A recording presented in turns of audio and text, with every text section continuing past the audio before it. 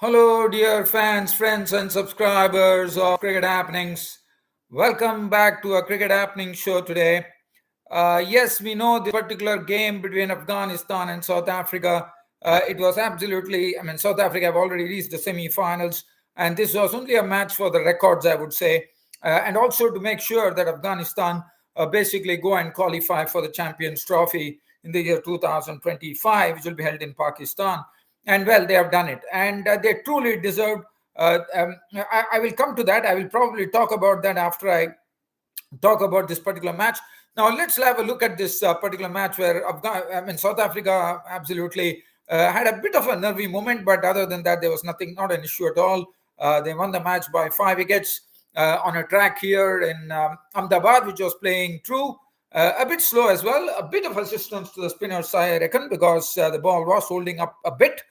And definitely, I think South Africa didn't find it very tough there, and they won the match by 5 wickets with Rassie van der Dussen, holding the innings together with a knock of 76 not out of 95 deliveries. Now, looking at this game, let's have a look at the toss. So, South Africa, basically, we know that they have not been good chasers in this tournament. So, one was wondering as to whether if South Africa won the toss, South Africa would have, South Africa would be going, and in fact, it was Afghanistan who actually won the toss, and Afghanistan went on to bat first. And for Afghanistan, yes, it was not easy going. It was wickets going at regular intervals. There was only one man standing, and that is definitely the find of the tournament for me. And a terrific all-rounder who is going to make a lot of waves in the future for Afghanistan, Asmatullah Omarzai. Very sadly, I thought that he had to remain unbeaten on 97 of 107 deliveries, 7 fours and 3 sixes. He truly deserved a maiden ODI century, and that too on a World Cup. I mean, I know how it feels. It will be a sort of a very empty feeling for him because he missed upon doing something very grand, and especially in the World Cup, if you are going to score a century, it is something that you can keep it in your memory for quite a long time. But unfortunately, that was not the case. He truly deserved it. He held the innings together because the innings was going into a tailspin at 116 for 6. He got the company of Rashid Khan a bit, then Noor Ahmed. It was good to see Noor Ahmed really showing some batting ability there with a knock of 26 of 32 deliveries with 4 boundaries. And Azmutullah Omarzai, as I said, was superb. I mean, he has been the find of the tournament, whether it is with the bat, with the ball, field, whatever you call it. He is a terrific cricketer, according to me. And definitely is becoming one of my favorites now, Azmutullah Omarzai, because he has really shown himself that he would be a really good all-rounder for Afghanistan in the future. I mean, Afghanistan have had all-rounders like Mohammad Nabi, but this gentleman by the name Azmatullah Omarzai is something very good. He's bowling, he keeps the seam straight. As far as batting is concerned, likes to hit straight down the wicket. He's very strong on the offside. He also, if you have noticed him in his play, he normally gives a lot of room for himself. He shows all the 3 stumps in place. And basically, what one saw was that, well, again, it was the same striking. There was some, today he had to really choose the balls to hit because he had to really bide his time as well. Yes, Mr. Neil Rigby, I know you're from England. Hello to you. I will get back to you later at the end of the show. Please remain on my cricket show till such time it's over. And so we got Asmatullah Omarzai, who played a very good hand, and that's the precise reason Afghanistan, even though they were really struggling, I thought, at 116 for 6, they were resuscitated by this wonderful knock from Azmatullah Omarzai, not out of 97 with 7 fours and 3 sixes. And he has already shown that he has classicism in his strokes. He strokes the ball freely and fluently. And as I said, he's very strong straight down the wicket. He can take on any bowler. He can take any bowler. Thank you, my friend Neil, for responding to this. Thank you very much.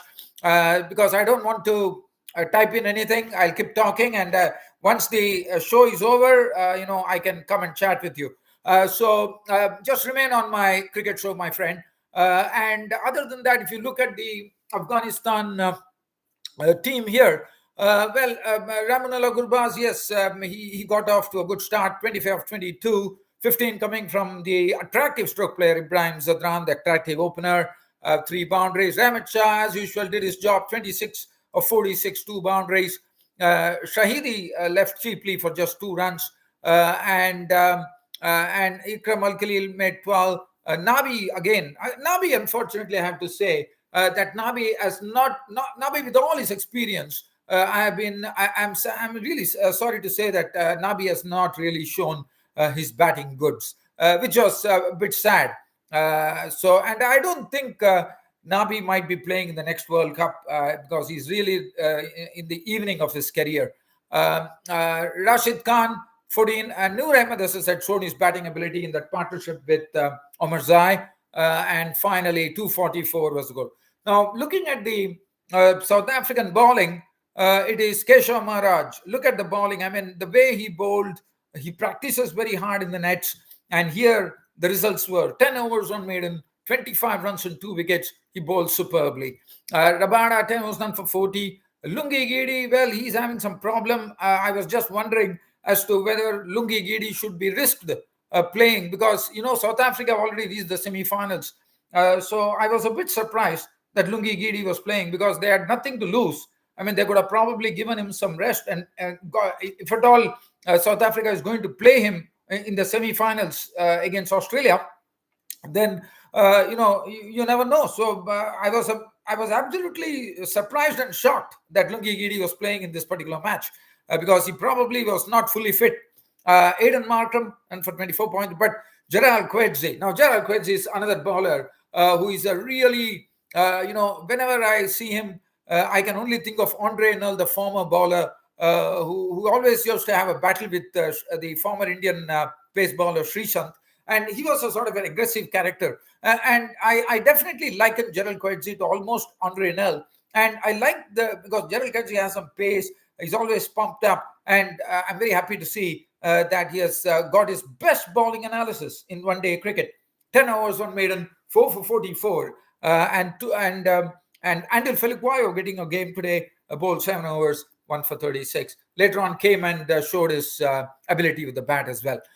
So as far as South Africa were concerned, the score of 244, yes, it was not a big score, but a respectable score, not a par score as well, I would say, but definitely with the quartet of spinners that Afghanistan had. Probably one thought with some bit of the pitch holding up a bit, one thought that maybe the spinners will get some purchase out of it, but I don't think it was really the case. So if you look at the South African batting there, Quinton de Kock and Temba Bavuma. Bavuma, yes, he has some fitness issues as well, being the captain, and he contributed 23 of 28, 3 boundaries. But Quinton de Kock was looking in his element today with his clean striking, but he was out for 41 of 47 deliveries with 2 fours and 3 sixes. Rassie van der Dussen was the one who was the sort of a sticking force in this particular chase. He decided to play himself in, and then finally unveiled some very, very good strokes that he's known for. Aidan Markram contributed 25-32. Klaasen was the big wicket. Now, Klaasen's wicket was taken by Rashid Khan, and it was a googly. It was just, it pitched just outside the off stump, and that's it. And Rashid Khan, as you know, is very quick off the very quick on his ball really skids on from the pitch, and that's what precisely happened. And Klaasen would have been absolutely shattered to see his stumps gone.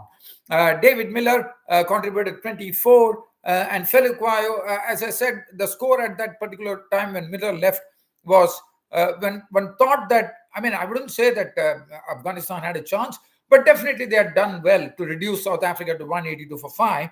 But with Van der Dussen at the other end looking much confident, and Anthony Feliquayo getting his first game, really put bat to ball to thrash an unbeaten 39 of 37 deliveries, especially got the winning hit in a sequence of, I think it was 4-6-4, and finished with unbeaten 39 of 37, 1-4 and 3 sixes, 247 for 5. The game was done and dusted. And as I said, South Africa have already booked their ticket for the semi-finals against Australia. But Afghanistan, congratulations to Afghanistan. They have done a marvelous job in this tournament.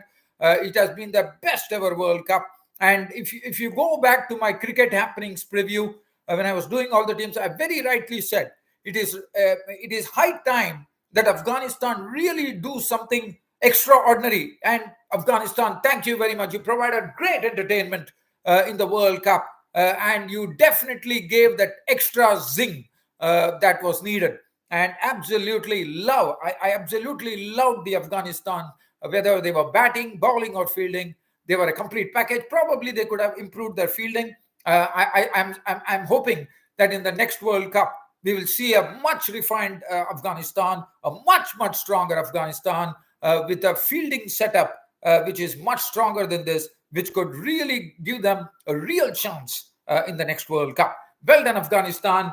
You have been absolute entertainers in this World Cup. Now, looking at the bowling from the Afghanistan Mujibur Rahman, I know, he's a good spinner, but he normally is a very economical spinner.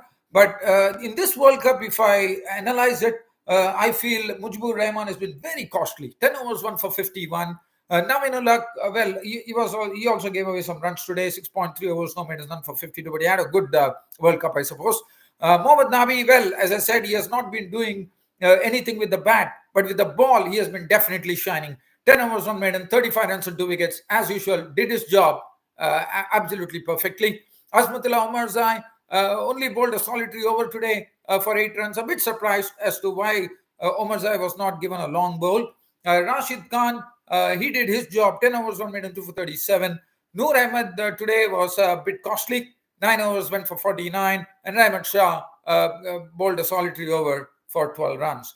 So, as I said, Afghanistan have done a great job here. So, again, as I said, thanks to Afghanistan. Thanks, Afghanistan, for providing great entertainment in this World Cup. You have really done your country absolutely proud, no doubt about it. You can go back with your heads high to Afghanistan, and I'm sure you're going to receive a hero's welcome. And why not? This has been your best ever World Cup, and continue to do so. And look forward to seeing Afghanistan in the Champions Trophy. And they already booked their tickets for the Champions Trophy. So that is the great news for Afghanistan. And they have been doing that. For them, it has not been a problem at all. It has never been a problem. They always book their tickets for the major events. And here they are. They have done it in style. And goodbye, Afghanistan, for now. And South Africa, yes, I'll be seeing you, South Africa, against Australia in the semi-finals. Neil, any questions for me, my friend? I know you have been patiently waiting on my show. Very glad to see you. So you can write a few things, whether you like my cricket show, what is your opinion about my cricket show, whatever you want. You can just shoot it in the chat, if at all you want to. Well, other than that, I won't be there for much here. If you want to type in anything, you can. But if not, absolutely okay, because I will be winding up my cricket show shortly by telling you 2 matches coming up tomorrow. Again, the first match is between Australia taking on Bangladesh. So let's have a look at the point standings, whether Bangladesh still have a chance to qualify for the Champions Trophy. Let me see. So right now, if I look at it, 6 places have been clinched. So the 7th place is up for grabs. So definitely England, if they beat Bangladesh, England are sure to qualify for the England can qualify for the Champions Trophy. So good luck, England. At least if England could qualify for if England could beat, I'm extremely sorry. So if Australia and Bangladesh, if Bangladesh beat, they get down to 6 points. So England beat Pakistan, they get down to 6 points. So probably it will probably come down to the net run rate, and then it will decide as to who is going to qualify for the Champions Trophy. But I would rather say So anyway, that match, Australia versus Bangladesh, that'll be interesting to see as to how Bangladesh fare against Australia, a very strong Australia who are absolutely on a roll right now, especially after the Glenn Maxwell innings. And Maxwell won't be playing today, playing tomorrow, and that's the right move because he has to be fresh for South Africa for the semi-finals. And as far as the other person, Pakistan is concerned, well, Pakistan, it's a very, very tall equation. I mean, as I said, it is beyond the realms of possibility that Pakistan can beating England by 287 runs or probably batting first. Oh, I don't even want to talk about it. It's not going to happen. That's it. Well, dear fans and subscribers, looking forward tomorrow to the Saturday double header. Two matches coming up, and I'll be back once again with my spiel on cricket happenings tomorrow. Till such time, I see you folks. It's goodbye. Thank you.